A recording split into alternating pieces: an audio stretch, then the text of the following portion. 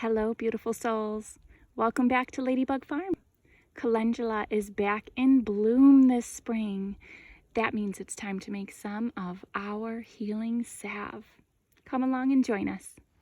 Here we go. So here is our finished product, our healing calendula salve. But to make this, it starts with the flowers. You want to go out on a sunny morning and you want to be picking those flowers as the buds first start to come out. Your fingers will get sticky with resin. That is a good thing. So if you have a lot, collect them all in a basket. If you're only picking one or two here and there, feel free to save them up and dry them until you're ready to use them.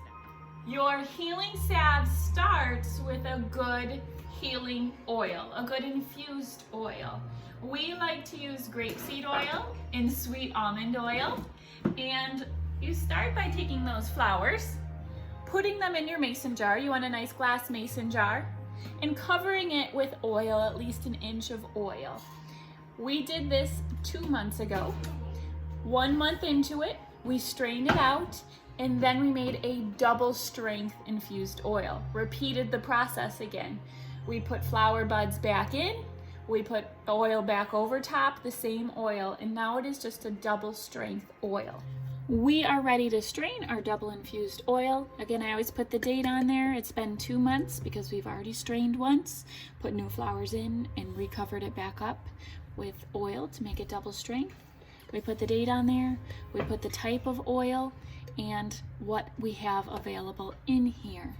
Right now we have sweet almond oil and calendula.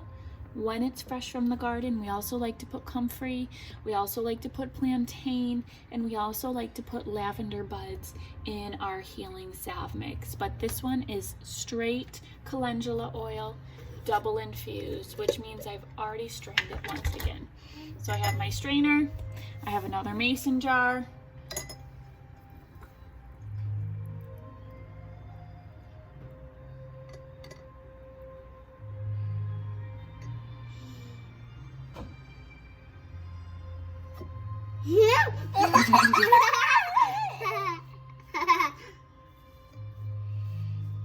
and we will let that sit for a few minutes just to extract all the oils. So now we have our strained calendula oil, our strained infused calendula oil. Remember, depending on what you have available in your garden, you can use plantain, comfrey, and lavender as well with this. Some other things you are going to need available. Your ingredients will be beeswax. We prefer, when we make our salve, to have it purchased already in little pieces. You can also, thank you. You can also purchase your beeswax in big blocks, but we found this is just way too much for what you're going to need. We use this when we do candle making. You can also melt down and refine and strain beeswax from your hive. That's just not something we've been able to do, but are hopeful to do in the future. Want to show them what you have? We have some turmeric. You'll be adding just a wee bit of that towards the end for some coloring. And some essential oils, lavender or peppermint. You get to choose what you would like depending on how you're going to use your salve. Here we go. You're going to take a cup of calendula oil. And this. Perfect. But we're gonna make chapstick. And this. Yes, Luke. And a 1/4 cup of grated beeswax. Again, I'm using the pellets, but you can refine from your own hive if you have that available. I'll get spatula. Make sure you have some extras on hand for a future step coming up. I got it. And the first thing we're going to do is starting to warm our oil over very low heat. I'm going to be using a burner that we have with a very low flame that we normally use just for melting butter, if you can see that. But we're using it for beeswax. Beeswax has a very low melting point, so keep an eye on it. If you heat it up too much, it's also going to change the color. So you want this just until it is melted.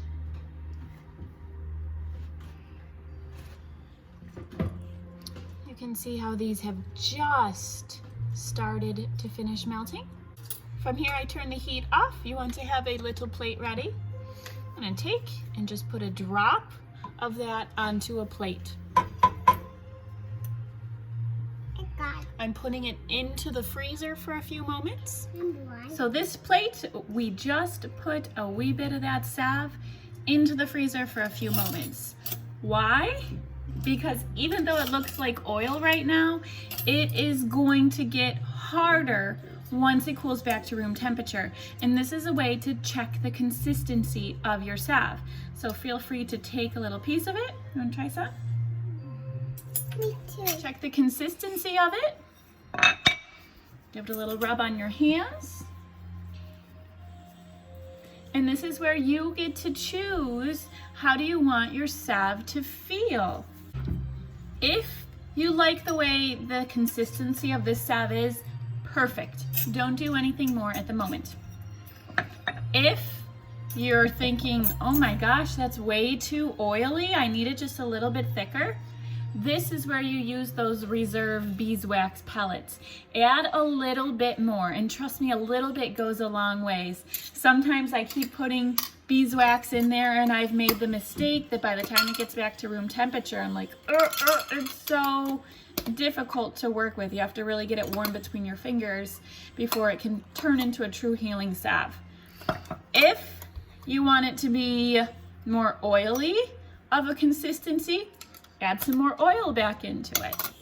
Once you have found your desired consistency for your infused calendula oil and your beeswax, now it's time, if you choose, to add a few extra ingredients. We are going to add some lavender. 4 to 6 drops is what's recommended. We really enjoy the medicinal properties and the smell of lavender, so I add a lot more. I add at least a dozen. But that is up to you. 5, 6, 7, 8, 9, 10, 11, 12. And then we add some turmeric. We literally just add a pinch. And that is just for color. Even though turmeric is medicinal, in this point it's just for color. It's roasted. Smells good. Now you get to decide which containers you would like to put your salve into. My salve. We use so much of it. This is some of our past healing salve. We just put it right in baby jars. But if you are wishing to sell it, you can put them in nice little cute tins.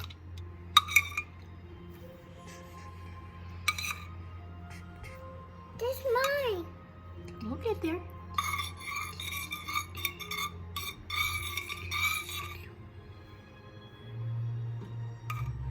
Now we are going to let these sit here for a couple hours to a day and let them cool back to room temperature, in which case they will look like this.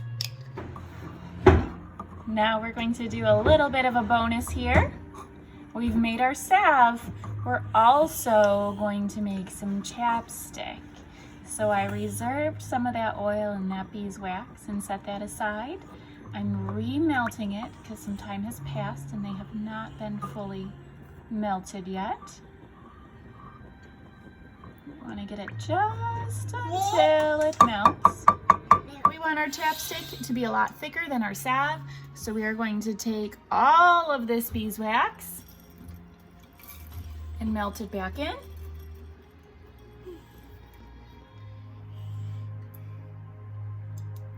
We are going to, again, try the test in the freezer. We take that plate from the freezer and again, just test out the consistency and see if that's a consistency we want our chapstick to be. What do you think? Good. You think it's good? I think it's good, but we should add some peppermint. Okay, I think that's what we're going to do. So last time for the healing salve, we added lavender and we added turmeric for just a little bit more color. We are just going to add some peppermint to this chapstick. Again, it's all your preference, how much you would like to add. You smell it? You smell it? We like it. We're gonna add a little bit more than just 4 to 6 drops.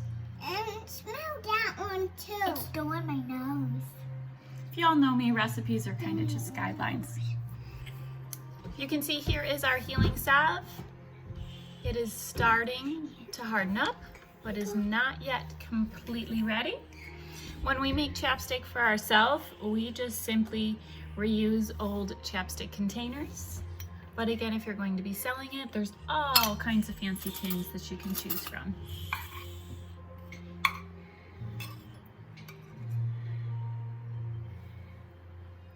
He loves it.